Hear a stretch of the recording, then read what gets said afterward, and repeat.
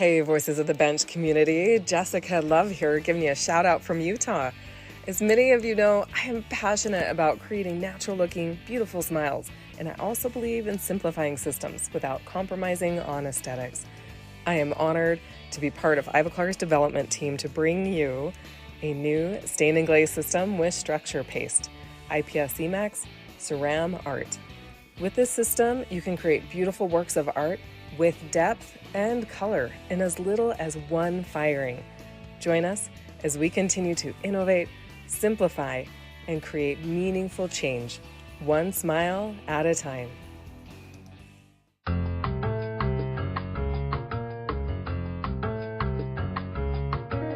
All right, Barb. So we're in Dallas for the DLAT, and why we've got a bunch of episodes coming out in the next few weeks, let's play a quick pop-in from the show. Great idea, Elvis. Roll the tape. Hey, Barb. Hey, Elvis. Great to see you guys. What the hell? Who's this? Absolutely, it's Jordan. What's happening? So quickly, for our listeners, we've got Jordan Greenberg here, more commonly known to us as the HyperDent dude. Yeah. That's me. Look, I even put it on my badge this time around. Nice. Managing director doesn't have the same ring to it. So, Jordan, you're here, but no booth this time. Give it up. No booth. I'm just here to support our dealer network, spend time with some partners, and check in with a few labs that want to expand their use of HyperDent, that kind of thing. You know, that makes a lot of sense because walking around this big, huge show, you're going to see everybody. Yeah, right. It's definitely a nice change of pace from an event like Lab Day Chicago, that's for sure. No It doubt. certainly sounds like it. Barb, I think we need to start following Jordan's program at these shows. He looks so relaxed. Very relaxed. Ain't that the truth? Well, if it makes you feel better, I did take the long way here. Oh, is that so? Starting from New Hampshire, right? The home of Cam. The Granite State, that's right. Well, I mean, technically flying out of Boston, but I first stopped at Zubler, USA. They're near Atlanta. I met with Jack and Ryan over there. They're awesome. Good people. Yeah, Yep. they are. They have a new line of milling equipment that's running with HyperDent, of course. Mm-hmm. And then I snuck over to Birmingham, where we have a longtime customer. At that facility, we're in the final stages of implementing a fully automated custom solution for preform abutments, Nice. which basically means no human nesting whatsoever, which is a huge benefit to any production facility that's milling a high volume of parts every day. Wait a minute. Now, I can only imagine this. How does that even work? You said it's custom, so it's not built into HyperDent already? Well, yes and no. HyperDent already contains a ton of automation logic. For example, in our newest release, before you pull a preform abutment into the fixture, we already know if it's too big for a 10 millimeter blank, which is typically the smallest preform size. Yeah. Wow. And if that's the case, we only give you the option to nest it in a larger or a 14 millimeter blank. So we're not only tapping into those existing features that every HyperDent user can use and benefit from, but we're adding a whole other layer of custom programming to their specific workflow, along with a production dashboard for visibility. Wow. Let's just say I'm very fortunate to have super capable software engineers on our team. I'll say. Yeah, they carry a very heavy load with this project. I would say that's true. I know you, and we know you're not hearing that load, ain't that true? This stuff is so cool, Jordan. It sounds like you guys are really, really pushing the envelope. Thank you for dropping in. Enjoy the show without your booth. Will do. Enjoy the Thanks, people. guys. I'm Yeah. so jealous.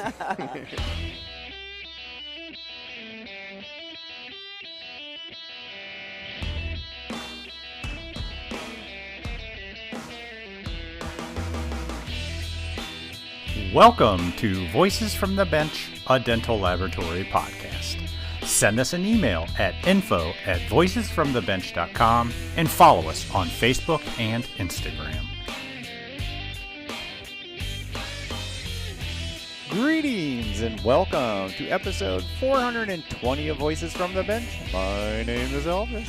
And my name's Barbara, live from DLAT. Yeah, I know. I was going to say, we probably sound a little different because we're using professional recording equipment, but Right we on. are taking a little minute out of the DLAT show to talk about this week's episode. This is an amazing show. You and I love this show. These guys put the amazing show on together. They treat you like kings and queens. There's a ton of people here. A lot of energy, a lot of buzz, and great conversations. Absolutely. We've recorded a lot of great attendees, some other vendors, a couple people up on stage this week. But I got to tell you, we sit in a lot of exhibit halls. Yes. Recording. Yes. All over the country and the world, And the world. a little bit. And I'll have to say, this is one of the busiest exhibit halls I have seen in a while. Yep. Minus Chicago, just because that's packed. But they've done a great job getting people here, getting people excited about it. Yep. Just hats off to the board. I was going to say, kudos to the board. They sold this floor out. Yep. And super proud of them. They're coming back, and they're coming back strong. So we're Yeah. going to be here next year, too. They invited us back. Absolutely. Wouldn't miss it for the world. Yep. If people remember, we talked to Matt Douglas a while ago, the president of the board, talking about this meeting, and he mentioned karaoke. I mentioned I'd never done I it heard before. somebody Yeah. might have done that last night. Yeah, I did karaoke for the first time. You not only did karaoke, you performed karaoke. I said to myself, I'm not going to be able to sing well, so I might as well How did put you on a pick the show. song? Or I did they mean, pick it for you? No. What I was mean, the song? Do tell. Well, I mean, no secret, having the name of Elvis kind of, I'm an Elvis fan, and he does a song called If I Can Dream. I'm on the 68 comeback special, and I just thought it was a good song to Good do. for you. And, We're going to be seeing that all over social media very shortly, yeah, y'all. maybe. So look for it. Maybe. We'll see. But again, thank you to everyone, the DLAT board. Yes. They invited us out here. They gave us the space, and just thank you. And good job, and can't wait till next year. Right on. But this week, we're actually talking to a certified exocad designer and a social media guru. And a good friend. Yeah, Seth Potter. Yep. As we get ready to attend exocad Insights 2026 in Mallorca, Spain, which in what? 2 Gosh, weeks? it's 2 weeks. 2 weeks? 3 weeks. Yes.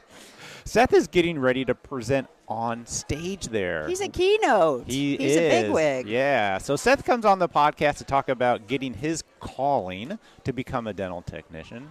This is crazy. Living with his family of 8 on a sailboat. As a young teenager, a Yeah. young kid. Well, yeah. Building the digital department inside of a dental lab. Taking the time to teach himself exocad. Eventually starting his own design center. And now he's sharing what he's learned while pushing exocad to the limits. So join us as we chat with Seth Potter. Hey, Voices from the Bench listeners, Elvis here. Ready to supercharge your digital dentistry skills? Then mark your calendar for exocad Insights. Taking place April 30th to May 1st, 2026 on the stunning island of Mallorca, Spain. We know it's stunning because Barb and I were at the last Insights and it was amazing.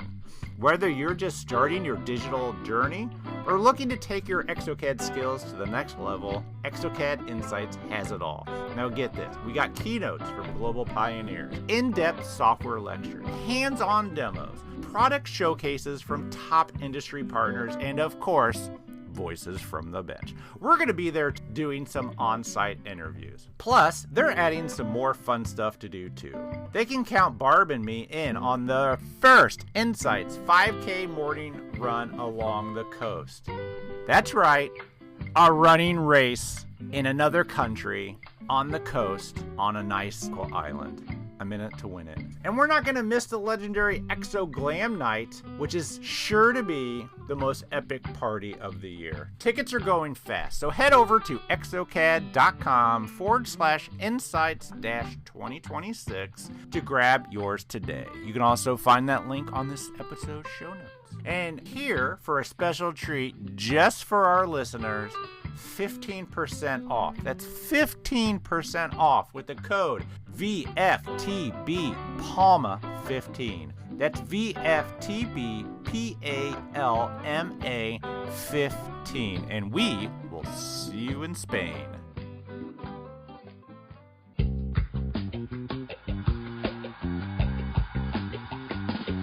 Running a dental lab today means keeping a very close eye on every dollar. From materials to labor and to turnaround time, it all adds up.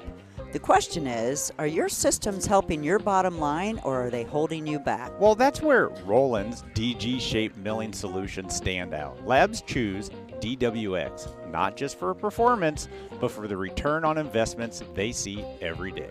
Consistent output, fewer interruptions, and equipment that keeps producing without constant oversight. And when your milling is reliable, your workflow becomes predictable. Jobs move through faster, remakes are reduced, and your team can stay focused on production instead of troubleshooting. And that kind of consistency drives real profitability. More uptime means more units out the door and more opportunities to grow without adding extra strain to your team or your pocketbook.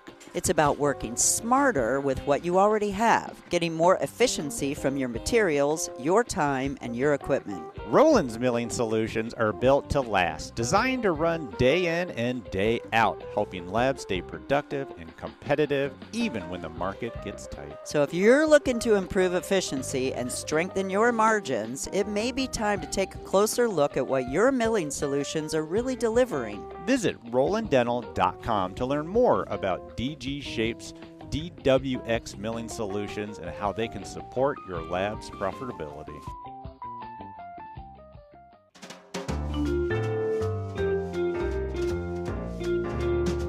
Voices from the bench. The interview. So Barb and I are super excited for two reasons. One, next month, well, by the time you hear this month, no, it's still next month. April Fools. There you go. We're going to be in Mallorca, Spain for the exocad Insights. Yeah. So excited. The second reason we're excited, we're talking to someone we talked to at the last exocad Insights. Yeah. No, exocad Insight. Oh, in Chicago. Yes. Yeah.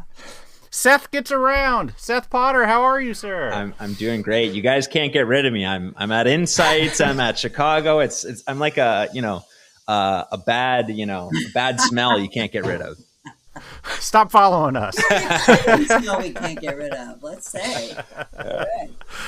So you mentioned you're in Paraguay right now? Yeah, I'm in Paraguay. So yeah, for those that don't know, I kind of live this crazy life because, you only live once, no sense living a boring life.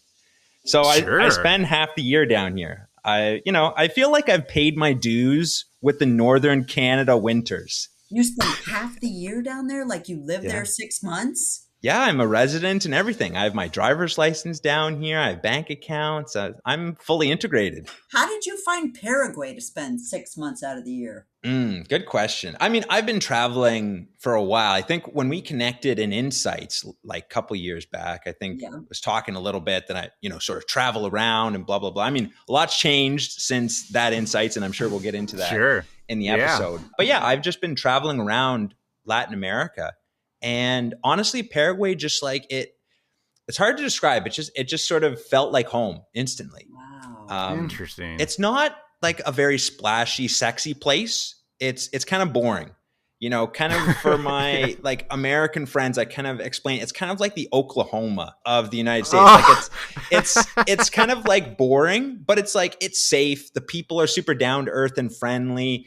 Probably a pretty decent place to raise a family. I've never been to Oklahoma, so I guess I'm kind of just going off of what I've heard. Yeah. You should go to Oklahoma sometime to check it out to make sure this is a relevant connection. When I'm talking to Canadians, I always refer it to my home province as Alberta. But no, Paraguay, it doesn't, like it's landlocked. So it's got no beaches and it's got no mountains. It's kind of flat. That was my next question. Okay. Yeah, that sounds like exactly. Oklahoma. Yeah. Yeah. So but the main industry is farms, is agriculture. But, nice. They have some of the best steak in the world. And for those that follow my Instagram, you know that if you watch my stories. Oh, my God, you do. Like food? It's you like meet it up. It's food, it's steak, it's gym, it's, a bunch of stuff. So, but I guess the short answer is Paraguay is just like a chill country. The people are incredibly friendly. It's safe here. So it's just a good place to just work from. Wow. All right, Seth, we got to find out, how does one become a dental technician that can live in two different places? How'd you get into this? Yeah, great question. I mean, it's not something that every technician gets into. It definitely took a little bit of creativity and thinking. I started my career just, like any other technician. I went to school I'm Canadian, for those of you that don't Okay. know. Yeah, So, so you have to go to school pretty much, yeah. right? Yeah. It's more, I think, from my understanding, it's more common in the US to sort of not go to school. And that does happen in Canada, but it's maybe a bit less so. Yeah. But so, there's really only two, Canada's big country, but small population. There's really only two schools in the whole country. I'm a big mountain lover. So I went to the one that's closest to the mountains. So I moved out west. Mm-hmm. And that's where I went to school and, started at a small, how many employees was there? There was. Why did you get into it? Why did you even know of a school to go to? Yeah, good question. I mean, man, we might need a multiple hour episode for this. So I'll try to keep it concise. But no, my dad was a dentist. So I was exposed to dentistry from a young age. And how was that for you growing up? Just real quick.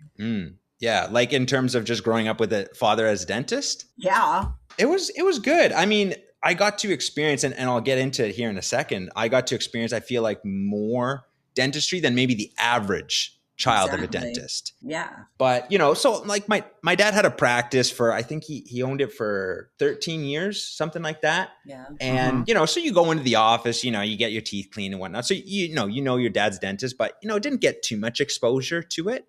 It wasn't till I was 12 years old. So it started right kind of close to the end of when he had his practice. But my dad had this mobile dental setup. So he had this mobile dental chair that was made out of corrugated plastic that could fold up into this little box. He was way ahead of his time. Yeah, yeah, it's true. My dad, I mean, I could tell crazy stories about my dad. He's an absolute legend, taught me a lot. I love him to death. So what, did you make house calls? No, so what we did, so he had this mobile dental chair and he had this mobile dental setup. And what we would do is every year for about a month or two, we'd fly down to the Dominican Republic and we'd go into these rural mountain villages, and he would work on these poor kids' teeth, these kids that had never seen a dentist before and had just been fed candy their whole life because candy's cheap. And you got to go back a little further. So what inspired him to do that? Like, that's incredible.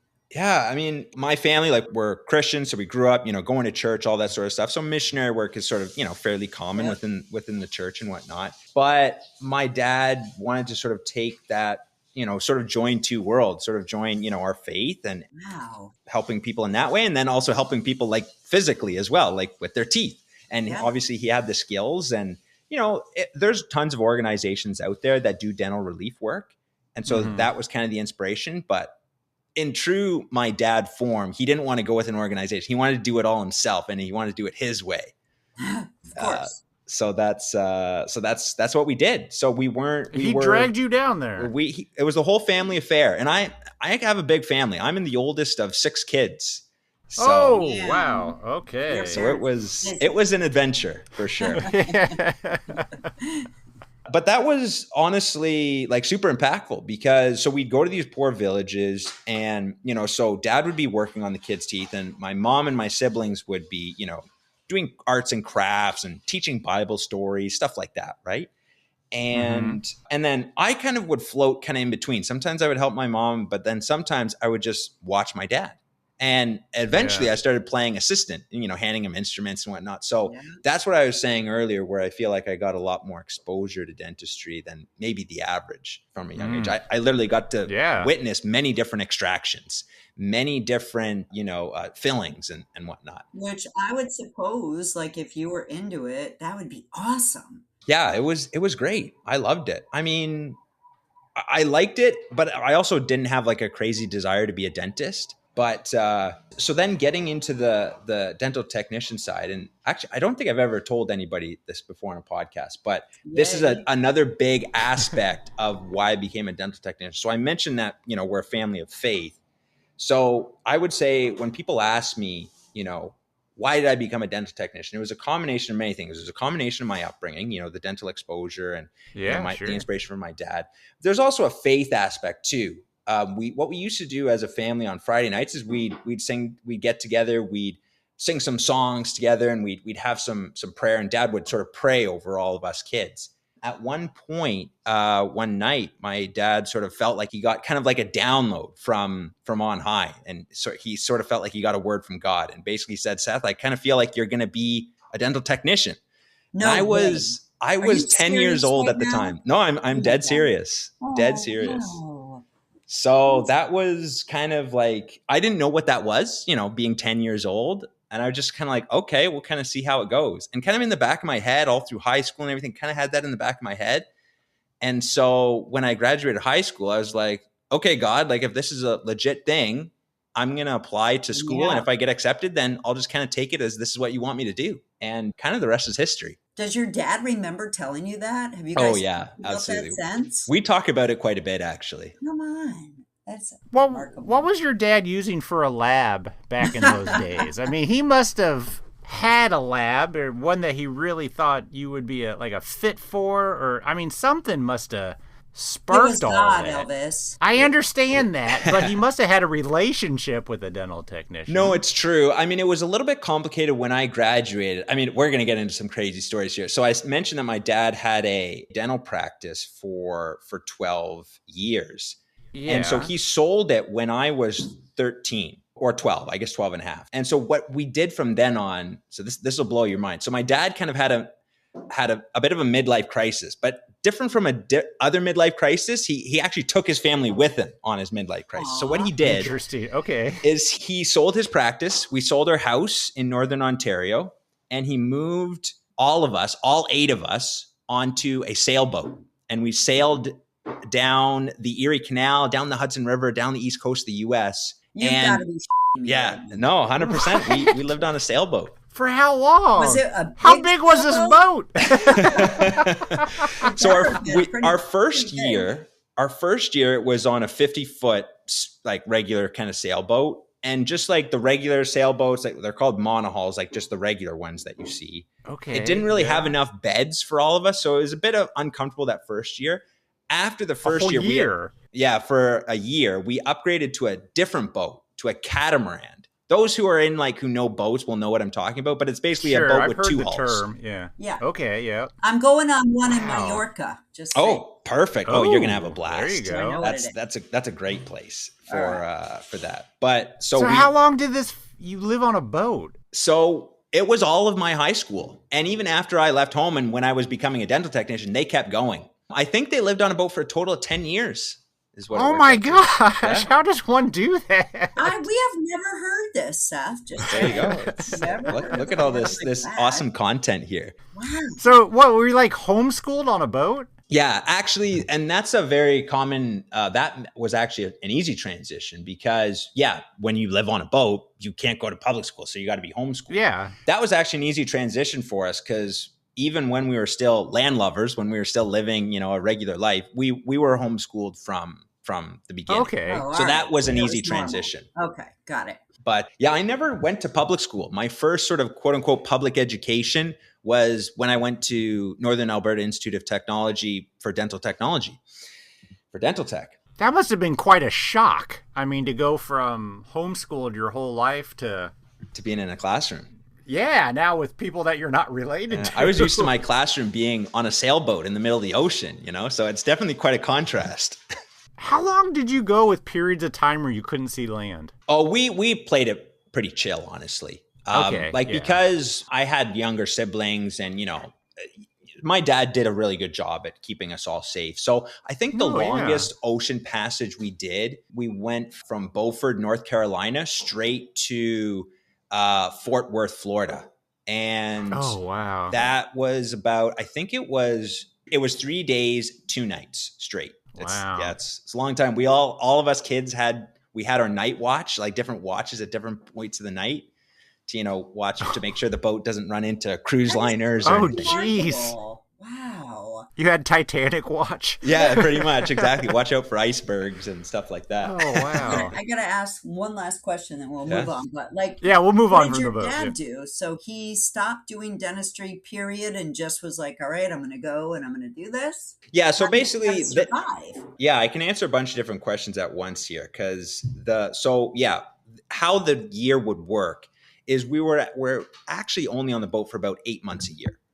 So the summers we would be back in Canada, visiting family and stuff. And as I got older, I worked summer jobs and stuff like that. And that's when Dad would work. So he would basically work hard for the summer. He'd work up in these northern communities, at these indigenous reserves and work up there. Sure. They paid pretty well. So he would do that for the summers. And the boat lifestyle was pretty cheap. So that would keep us going for the whole year.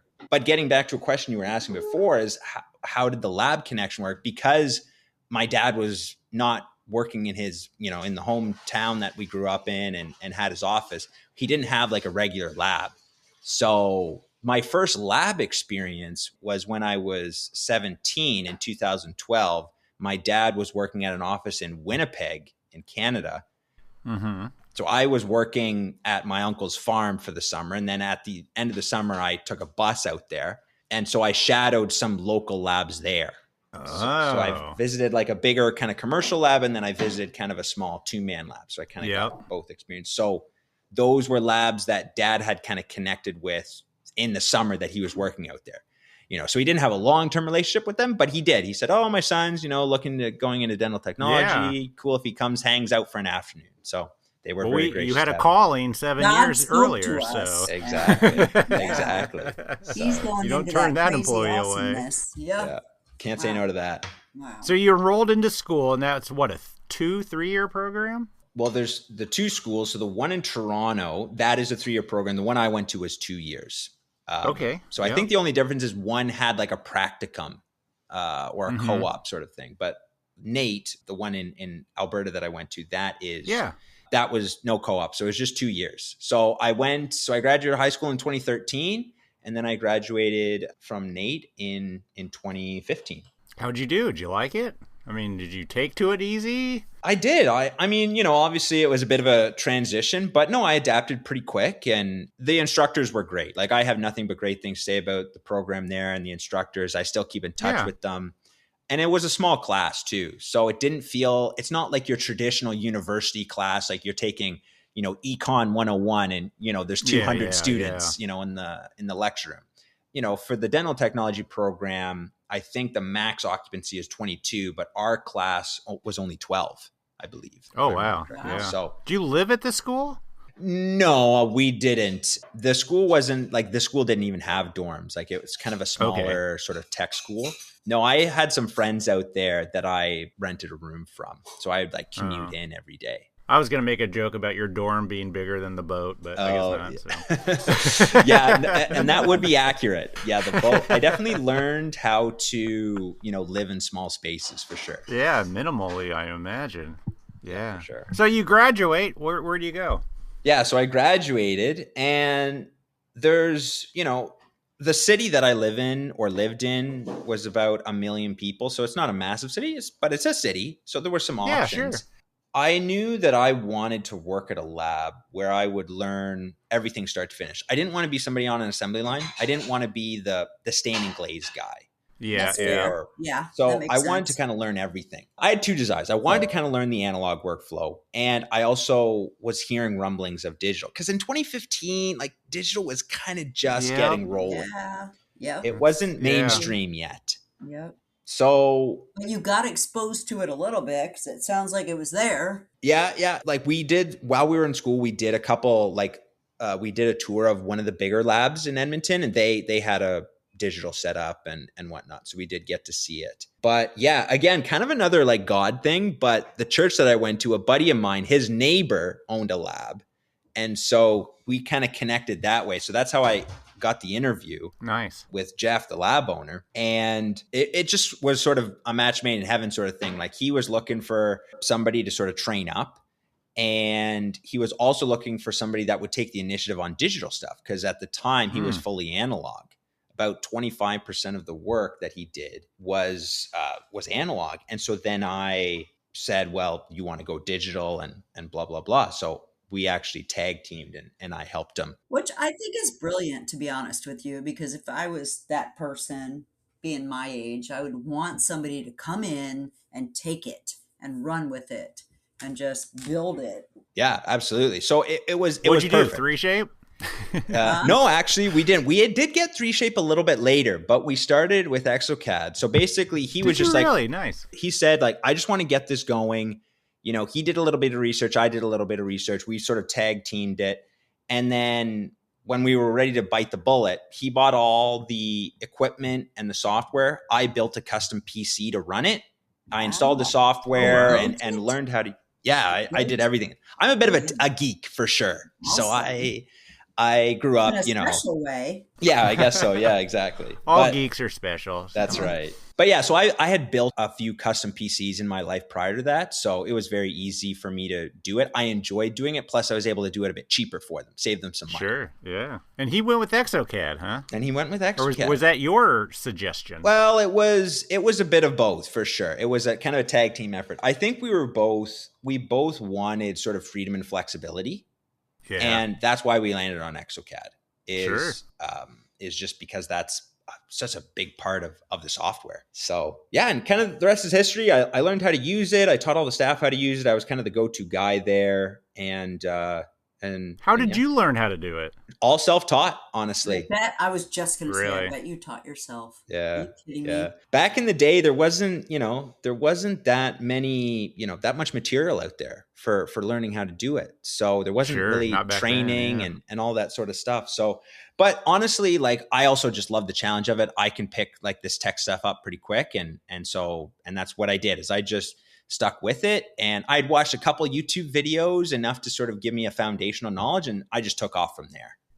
And did you have any experience of any design software in school, or was this your first time? No, at the time, the school didn't have any digital design stuff. They only taught analog. Yeah. Obviously, I sat on like the advisory board, like the industry advisory board for the school for many years. And this is something that we pushed for a while was we got to get digital technology into the school. So that eventually happened, but it wasn't until I think like you graduated. Yeah, it was like 3-4 years after I graduated. Yeah, it takes a while, but that's interesting that you're able to get this software and just learn all on your own without any prior experience.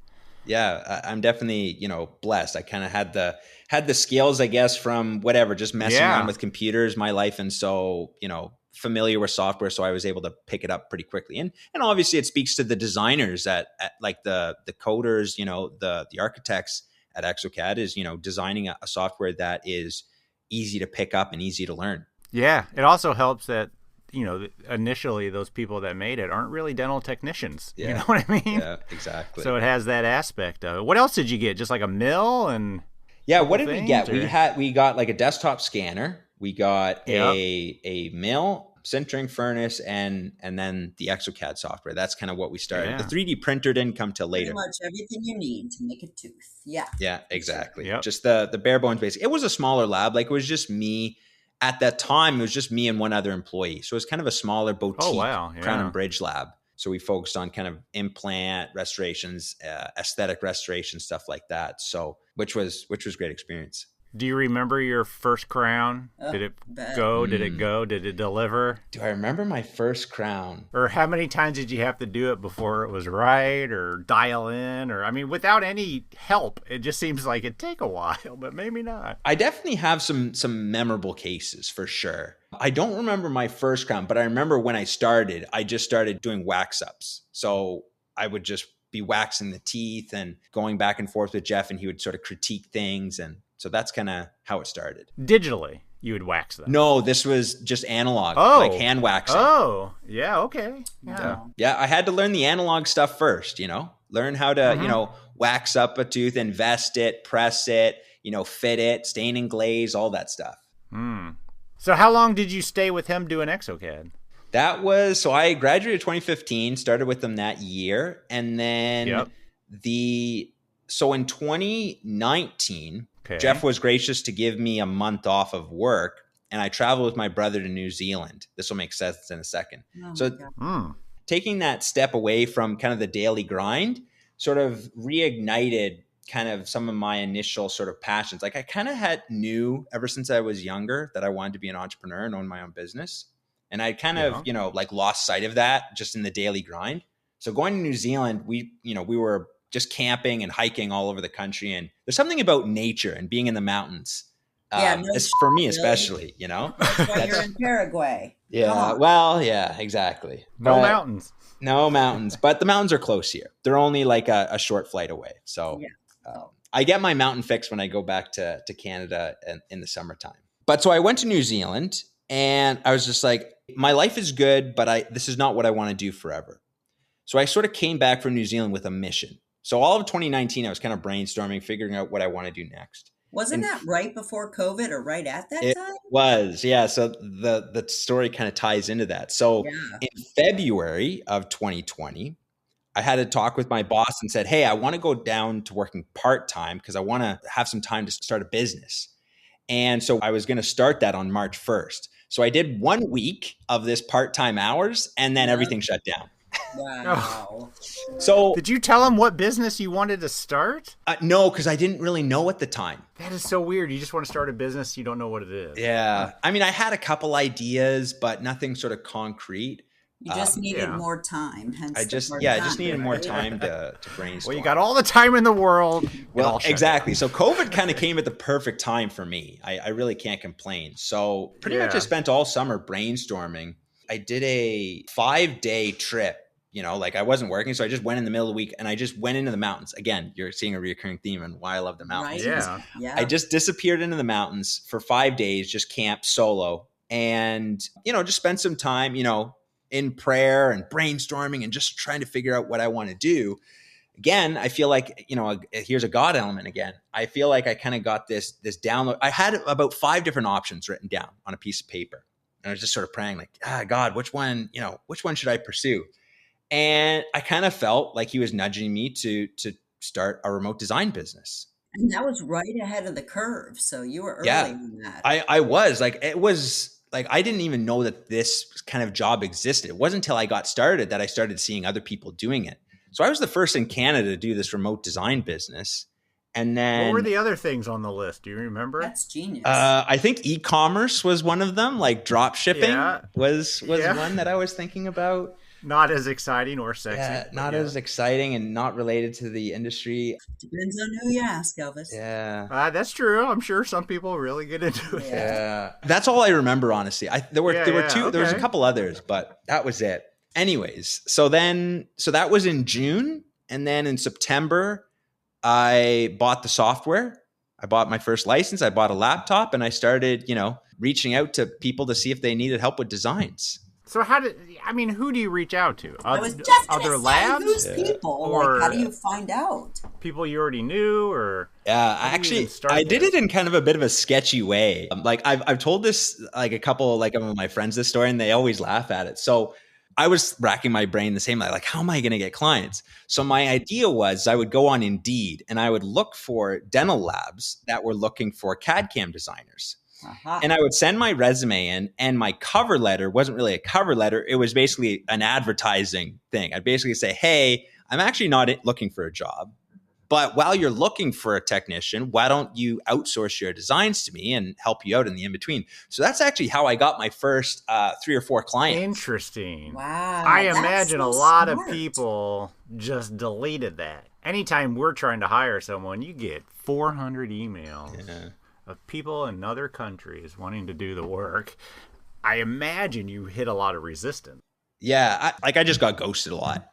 But I sent out a ton of applications, and obviously because it was online, I could apply all over the US and Canada and whatnot. So I just needed a couple clients. And so that's how it started. And from there, I just got momentum. And eventually I got other ways. How I got most of my clients back in the day was I just partnered with a few or made connections with a few of the equipment companies that were selling mills and printers to labs. And, and so quite often they would just say, hey, here's the mill and the printer or whatever. We've got a designer. Feel free to send him work. Interesting. So that's how I got most of my work back then. How did you handle file sharing? I mean, did you just use like Dropbox or something? Yeah, I used Dropbox. I used WeTransfer. I used a bunch of different stuff. Okay, so you didn't have your own setup, or anything? No, I didn't. I just tried to keep it simple.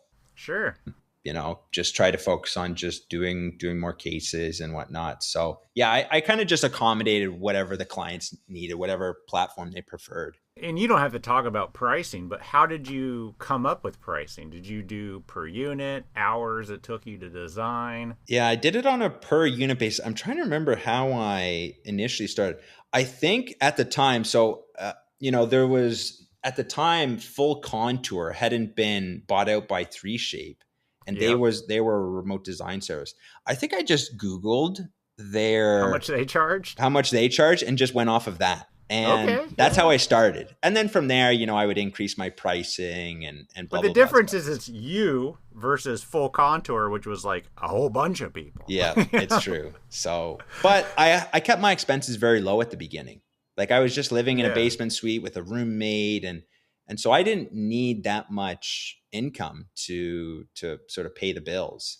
But by doing that, did you like send them pictures and they were able to tweak it and send it back to you? I mean, was it easy or was it hard? I mean, any business is, has its challenges, but I mean, thankfully I had the analog experience and the design experience from my time at the lab prior. So there was really no skill gap. So honestly, like I got almost no remakes, no issues. Like, yeah, sometimes a client would email and say, hey, can we make this tweak, this adjustment? And I would do it, no problem. But because I had that prior experience, I grew very fast. I never advertised that business. I just grew organically because my designs were just high quality and really good. So and you worked for yourself, so you didn't have to deal with that overhead. Yeah, I had no employees or anything. But it's only you. You had to have turned away work. I mean, you had to have been like, I'm so busy right now, I can't do it.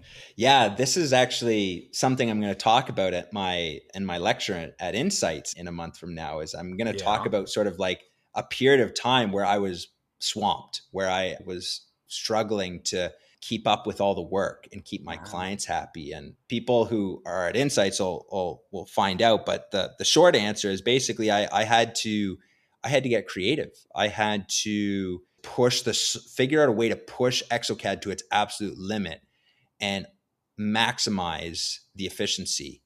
And How do you do that? You've got to give me a snapshot of that. Yeah. So it really just comes from a knowledge of the tools, and this is, with me being a certified exocad trainer for the past few years and working with hundreds of clients from around the world, this is quite often what I see is people know how to design most restoration. They know how to design a crown, a night guard, even a denture, and all an X. But where I see most people lacking is they don't have a system that they follow and that is repeatable. And what this does is it creates massive inefficiencies. Yeah, and makes sense. So this is basically the topic, the overarching theme of my lecture is about efficiency. And for me, it was a complete game changer because once I figured out a way to use the tools that most people don't know about, let alone know how to use. Once I figured that out, I was able to optimize my case designing and increase efficiency by 80%, which is no small number. Like that's a game changer. Basically, at that time, this was in the fall of 2022. I had this one client that was sending me about 5 to 10 cases a day that were all full arch, either single arch or dual arch. Oh, so geez. It was like hundreds of units of teeth a day. And plus I still had all my other clients. So I was waking up at 6:30. I would literally like roll out of my bed, get into my chair, design until 11:30 at night. I would only get up to go to the bathroom and throw food in the microwave. I do that now. Yeah. I mean, I mean, technically I still do it too. It's just maybe I have maybe a bit more flexibility, but I was just there at the computer, just pushing hard to just maximize efficiency all day. Yep. I would be behind by the end of the week. So Saturday and Sunday, I would be I designed all day Saturday and then about half day on Sunday. And that would just be enough to catch up. And then I do it all over again the next week. I hope you were making millions. And you had fun, right? I mean, like you were enjoying yourself, of course. It was a challenge for sure, but like I had nothing to complain about. Like I would do that any day of the week, then go back to working, 8 hours or 10 hours at a lab. Like there was some satisfaction like in it. Like, yeah, I was breaking records in terms of how much I was making, but I had no life. So yeah, and I think that's a really good message to tell our listeners is that you had no life. You loved it, it was good, you were making money, but like what else is there, right? Yeah, I mean, I love dental and I love our industry, but I also like other stuff. Yeah. I like hiking, I like camping, I like going to the gym, eating good food, hanging out with my friends, playing soccer. And when all you're doing is teeth, you don't have time for that other stuff. So having a balance is nice and ideal. All right. So how'd you get away from that? I mean, there's a problem if you get more efficient. Most people says you can just do more. Yeah. So you must have balanced that. I say get balance. Yeah, exactly. So what I did is that period of time, that pain that I was feeling, just, grinding day in and day out, that forced me to I need to do something. And so I really just dug in deep. I mean, the fact that I was doing these many arches, I was just getting all these reps and I was getting faster, and I was learning new tools. And each time I was designing, I would try something a bit new. And eventually I found a way to where I got that 80% efficiency increase, where I was, I went from doing these repetitive tasks over and over again, and instead making these presets, these systems, and, using these tools that would do what I was manually doing, and it just would do it automatically. So basically there were kind of two things I did in that period is I doubled my pricing, and I came up with this efficiency tool. And so that was a completely transformative thing for me. I lost a few clients from it, about 25% of my client base, but I was still making more and I was working less. Why? Because I doubled your price. Yeah, because of the pricing. Yeah, the pricing change. But now you can do less for the same amount. Exactly. So it worked out perfectly. Just give me 2 seconds, Elvis. I just gotta pay my cleaning lady. Yeah, you're fine. Cool. Yep. Just give me 2 seconds. I want a cleaning lady. He told me that when we started. I was like, what? I got a new oven and I got my deck painted. They always say bring people over for any sort of holiday because then you'll get done that you won't normally do. Oh, yeah. So that's me. Yeah. You just said sí, señorita. Thank you. All right, I'm back. Thanks, guys. That was awesome. Yeah, you're fine. Yeah. I might leave that part in. No worries. So you found that balance. You doubled your pricing. You found a good level of work. At what point did you start talking with exocad more? Yeah. Did they notice you or did you reach out? No, so it was in 2020. So that was 2022. And then it was at the end of 2023. I felt like I was at a turning point with my design business. And so in 2023, that was when, or was it 2024 was, I guess, the last insights. 2023 and 2024 is when I started to feel like I was at this turning point where I couldn't scale anymore. So as we said earlier, like I have this love for technology, I have this love for dentistry, but in the process of becoming an entrepreneur, I fell in love with business as well. And so I love the game of business and always, trying to be the best version of myself and whatnot. So I was at a point in my design business where I realized that I was kind of getting to the limit of scaling. If I wanted to scale, I would either have to hire on staff. Mm-hmm. I did another like pricing double and whatnot, but I was kind of getting to the point of where I couldn't, increase my prices anymore. Plus, to be perfectly honest, I kind of got bored a little bit. Like I wanted a bit of a new challenge. Like designing was no longer a challenge for me. And that's a very fair, honest thing to say. So you had to up your game a little bit. So what'd you do? I wanted to go to the next level, whatever that looked like. And it just so happened that I connected with Ben LaRoche from exocad. Right. Yep. And, connected with him. We went out for dinner and Ben kind of inspired me. And he says, Seth, you should become a certified exocad trainer. And I was like, that's a thing? I didn't even know that was a thing. I just had my head down, just working, grinding out designs for years. And so that was kind of the push that I needed. And so I got that in 2023, early 2023, but I didn't do too much with it initially. When you said what does it take to get it? Sorry, what do you have to do to go through to become that, I guess? Yeah, good question. Yeah, so it's an application process. The exocad get quite a few applications. Exocad might correct me on this, but I believe the last I heard is they only accept about 10% of applicants. Wow. Oh, wow. So it's definitely competitive. They definitely do an evaluation of you. They want to make sure that you would be a good fit for the program. You fit the bill. Yeah, that you fit the bill. They want to know. Well, what do they do? Send you some scans and you have the design on them? And so good question. Here's what they do. So first of all, they want to kind of know what your plan is. So like if you do get certified, how are you planning on using this? Are you going to open up an in-person location online? Like what are sort of your plans? So they want kind of like a mini business plan. I love that. So that's your entrepreneurialism going to town. Exactly. Yeah. So they wanted that. Obviously there's a fee associated with it. So you obviously have to be able to afford the fee. And then there is also a testing process. So you have to go in person to one of the exocad headquarters. Oh, wow. So either to Germany or to Massachusetts. So you've got skin in the game. I love that. Yeah, exactly. Yeah, no, it's not free, that's for sure. So you definitely pay to play.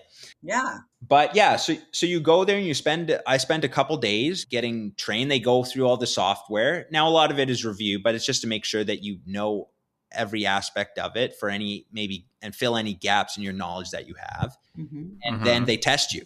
On what they just taught you or everything? Everything. They test you on your exocad knowledge as well as your ability to actually present and speak in front of people. Yeah. Who's the testers? Yeah, I mean, there's a few testers. I got tested by Lucas. Nice. And Lucas is a legend. I love Lucas. He's super chill. He's a super nice guy. We get along well. Yep. But that's who trained me. He trained me twice, actually. That's fantastic. Yeah. He trained me twice.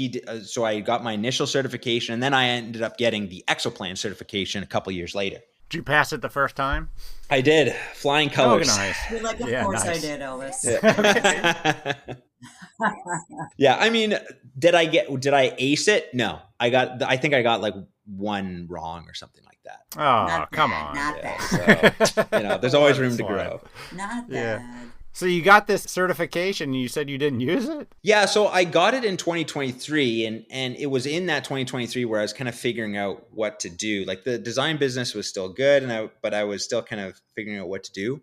It wasn't until 2024, like the beginning of 2024. It was actually shortly after Insights. Like we did the podcast and whatnot, and we met and whatnot, and it was pretty much after that summer where I decided, you know what, I'm going all in on this training thing. And did you send yourself to the Insights? Was that your first one last time? That was my first time last time. I flew my 2 years ago. Yeah, 2 years ago. Yeah. Wow. Ben was awesome enough to look after the entry ticket for me. But yeah, everything else I paid for, the flight, the hotel, everything. And it was a great experience. And you just went as an attendee, right? I just went as an attendee. Now you're you're speaking on stage. And now I'm speaking on stage. What a crazy contrast. What a crazy difference. Oh my God. So you gotta like rapidly take us through the 2 years since we saw you at exocad Insights to now being on stage. That's gotta be like a rapid trajectory, I guess. Yeah, it's honestly been a whirlwind. It was crazy. So yeah, as I said, like after Insights, I kind of made this decision to kind of like, I'm going all in on this. So I started sort of planning. And it was also 2024 that I started investing more into my own education. Like 2025, for example, I invested 20% of my income into self-improvement, business, coaching, books, just whatever, you name it, just learning, right? Courses. Hold on, take me through that because I'm a ever learner. So you said, this is how much I make and this is how much I'm going to put forth to classes or counseling or what? Like, how does that work? I'd love to say that I was that organized, be like, I'm going to allocate this percentage, blah, blah, blah. That's just kind of what it added up to. Okay. Basically, just as it came up, I was like, this is going to help me. This is aligned with my goals. So I'm going to invest. Wow. So smart. So I'll hopefully get more organized in the future where I have, I designate. Well, I was thinking only myself. So I was thinking, well, damn, I got to put this much towards this. So that's what it ended up being for you. Got it. That's what it ended up being. But, as an educator myself, if I'm expecting people to invest in themselves, to become a better version of themselves and improve their skills, but I'm not doing that myself, then I'm a hypocrite. I love that. Yep. So, that's the mentality that I have is I want to be the best version of myself and always improving. And I can also teach other people what I've learned as well along the way. Got it. Love it. But yeah, so in 2024, I started investing in business coaching and started just sort of figuring out how I was going to grow this certification that I had. One thing that I didn't want to do, I'm definitely a bit stubborn with some things. I didn't want to open an in-person location. I wanted to maintain my online digital nomad, lifestyle. You already made a name for yourself. Yeah. Smart. So I didn't want to be tied down to one location. I wanted still to have the freedom to move around. So that did create some extra challenges in terms of, creativity. But long story short, I came up with this idea of my online academy, which I launched in March of 2025. But it took me, most of 2024 and that first part of 2025 to build it. Yeah. And essentially what it is I was looking at the industry and how education was done. I was looking, people are doing these in-person workshops, and I was looking at all the pros and cons of that. And then I was also looking at all the pros and cons of other people who were just selling online videos and whatnot. And I created a hybrid of those two, because the online videos are good because you can watch them many times, so you don't need to worry about forgetting stuff. The videos are always there for you to rewatch. The benefit of the in-person stuff is just like the in-person support. Like, you have a question, you raise your hand, somebody comes over, helps you. Like, you can really delve deep, when you're in person, learning together. So I wanted to combine those two elements, and I came up with my academy, DentalCAD School, which is kind of combines those two things. So it has these concise, structured, recorded videos, and also has a big support system in it. I call it my 3-pillar support system. It's like on-demand text-based support. Every week I hop on a Zoom call and people just show up and ask questions. I demo it for them live. Those are recorded so they can watch the recordings after, or if they miss it, and as well as just one-on-one calls as well. So when people, have specific workflows that are unique for them or have unique challenges, then I can work with them one-on-one. So it's essentially private coaching that with also, these pre-recorded videos and structures and systems and workflows. And there's other stuff too, like files. Like, I give away all of my tooth libraries that I have. I think I have over 174 tooth libraries. Wow. Oh, geez. Stuff like that. And all the workflow videos have like practice files. So you can watch the video, but then you can download the files and actually practice it yourself. A lot of us dental techs are hands-on learners. So that's huge. Pretty much, I would agree.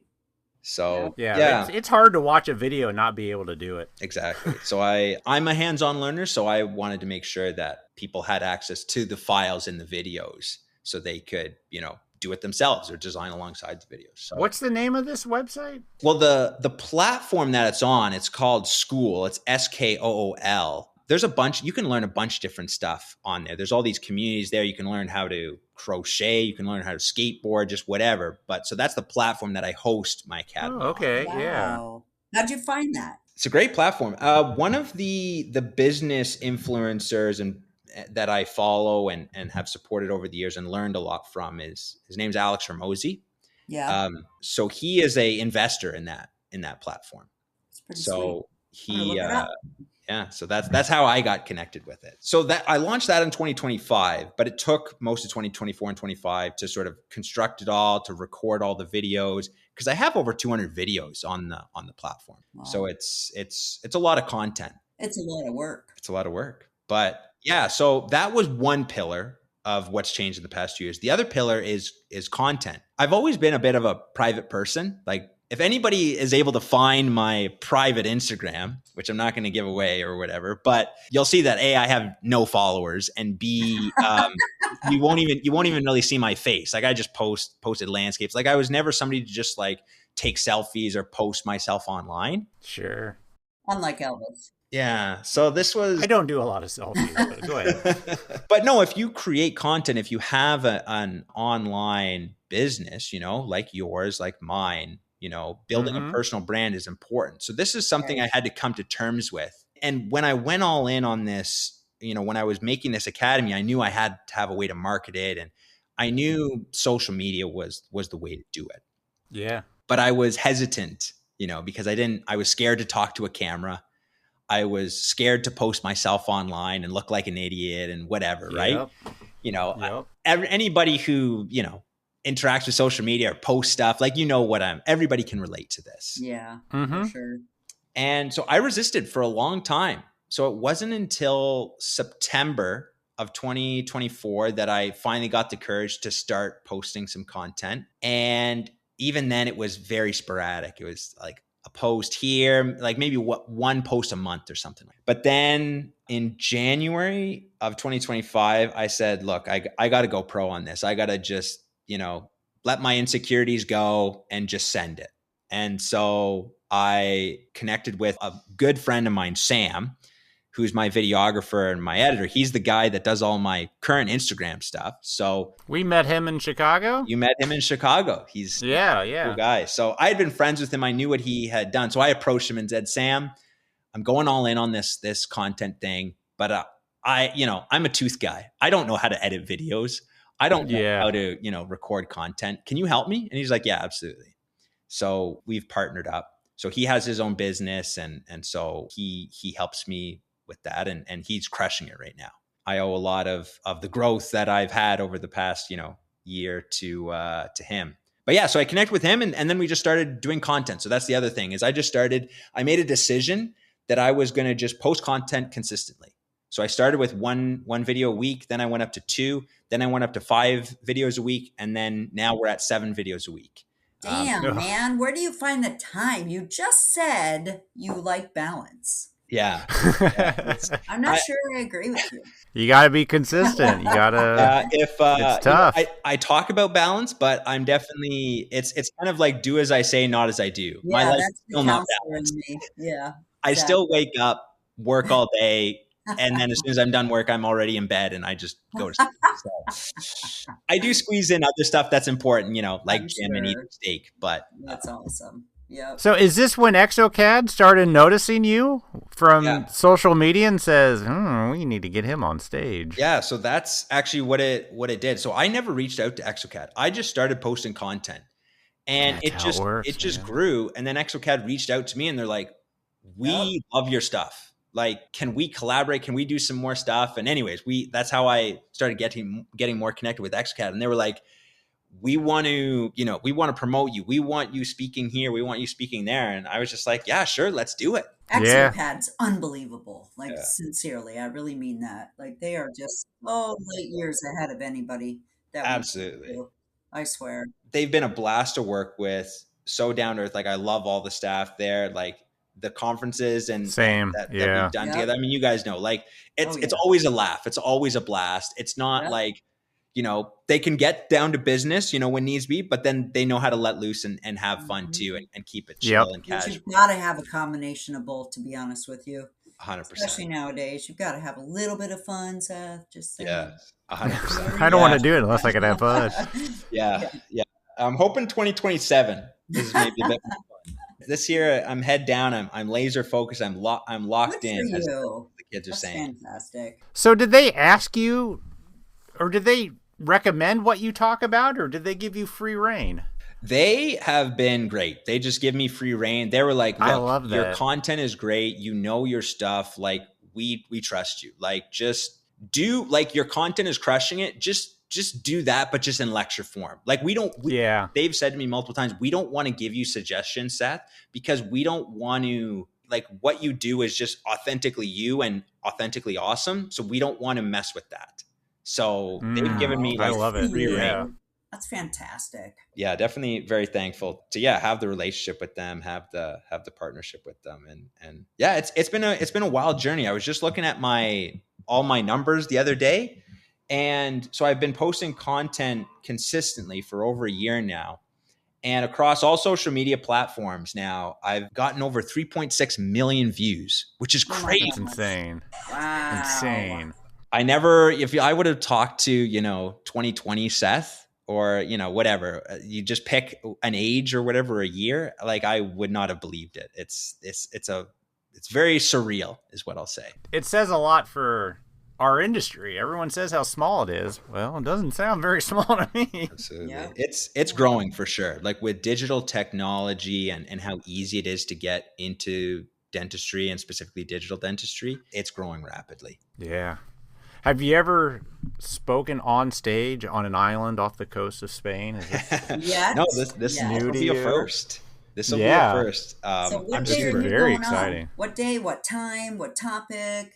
Fill us in. Yeah, good question. So touched on it a little bit earlier, but I'll be speaking about, basically efficiency. That's kind of I like to say that's my specialty. So the title is Mastering the Game of exocad, Transforming Efficiency into Profit. So, because at the end of the day, if you're running a business, you need profit. Yep. Yeah, I'll be speaking on May 1st, so on the Friday, and that'll be at 3:40 in the afternoon. So I'm actually one of the last lectures. So we're ending the conference with a bang. Oh, hell yeah, we are. I love it. We're going to be there. Just saying. Watching you. I love it. I'm trying to get, it's not confirmed yet, but I'm trying to get my videographer out there too. So. Oh, you're going to have to. I mean, yeah, it's a big deal. It's weird that like, you know, talking about flying my videographer across the ocean to capture content, like that's crazy. But yeah, just at the level I want to be at, and got to give the people the content, the valuables, you know? So have you ever spoken on stage, or is this your first time? Because I don't think you mentioned any time you were on stage. Yeah, good question. So this is a conversation that came up with exocad when they initially sort of proposed this stuff, because they approached me and the first thing they started with says, Seth, we want to have you speak at Insights. And they were like, no pressure. It's only in front of 1,000 people, you know. All exocad fans. Oh yeah. Huge like, exocad fans. Like some of the best minds in digital dentistry, you know, in the whole world, you know, so no big deal. And they were like, yeah. And they asked me, they said, have you ever spoken on stage before? And I was like, no. And they were like, okay. They were like, honestly, we don't care. We trust you. We know you're going to crush it. Yeah. So, but what we did as we talked more, they were like, you know what? Like, we'd also love you to speak at these other events. And it has this other benefit of being able to kind of be a stepping stool. Yeah. So last fall, so that's kind of what we did. So last fall, I did a one-day workshop at the exocad Excellence Center. Like I think we had just 10 people in the room. But you got to prep. You got to get used to it. You got to feel it. Like, that's so important. Yeah. So we started with that. And then I was at Greater New York. I didn't speak there, but was just captured content for them. And then, you know, we just finished up Chicago. I mean, I guess it's still a while ago, but it feels like it was just yesterday. Yeah, it does, doesn't it? Yeah, but with your personality, you feel like you're a natural just by talking to you. Like, you can go on stage and crush it. Like, I literally. appreciate that part. Honestly, like the creating the content has definitely helped. Yeah. Sure. So that's good. Yeah. So technically, speaking at Chicago recently, that was my first time like doing like a presentation in front of people. Yeah. And you loved it.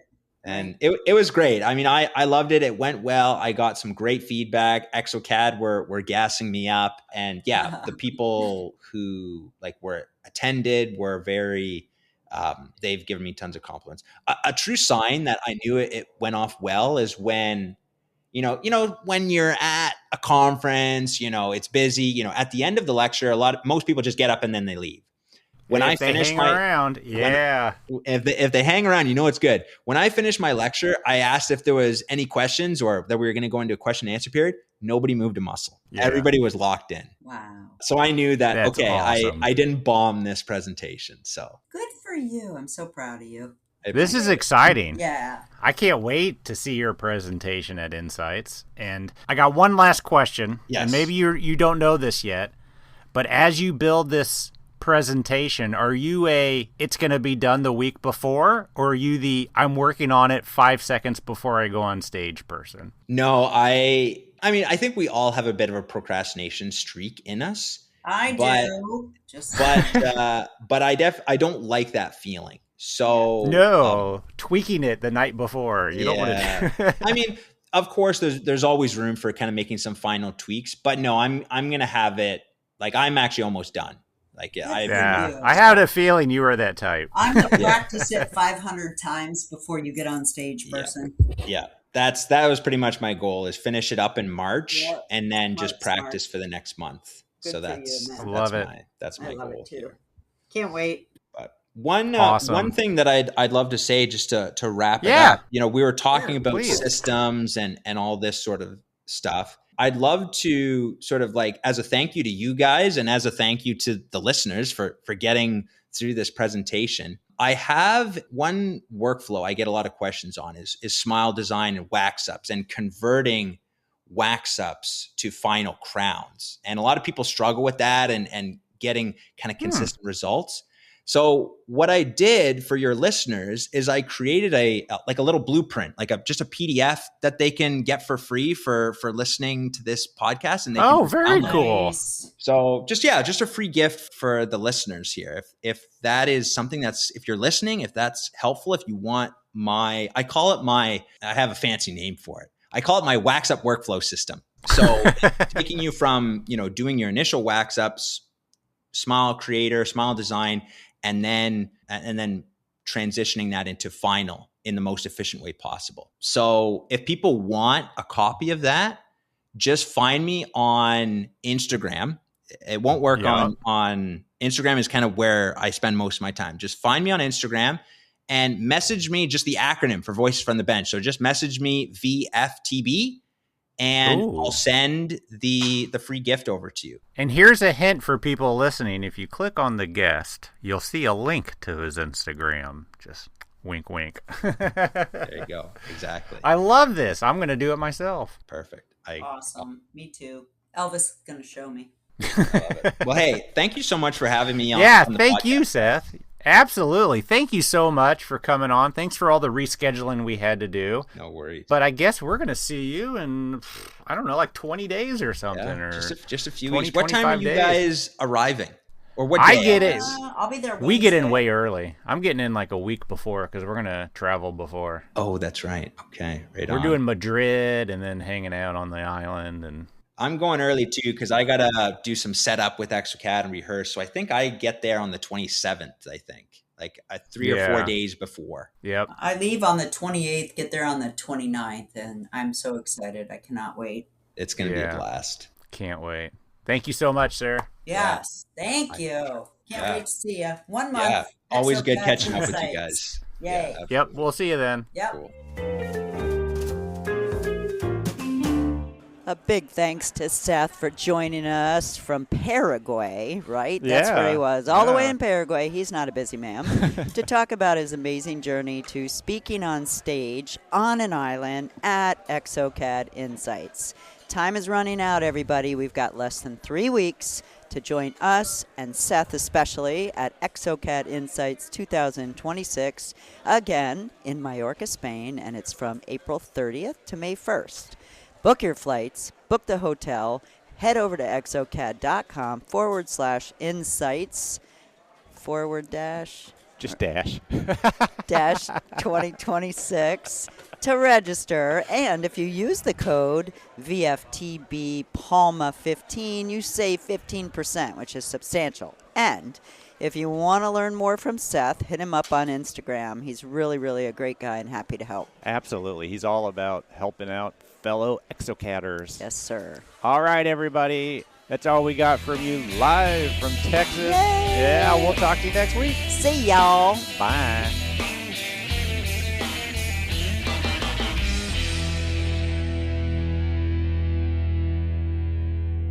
Hey, that's nice. High five. All right. The views and opinions expressed on the Voices from the Bench podcast are those of the guest and do not necessarily reflect the official policy or position of the host or Voices from the Bench, LLC.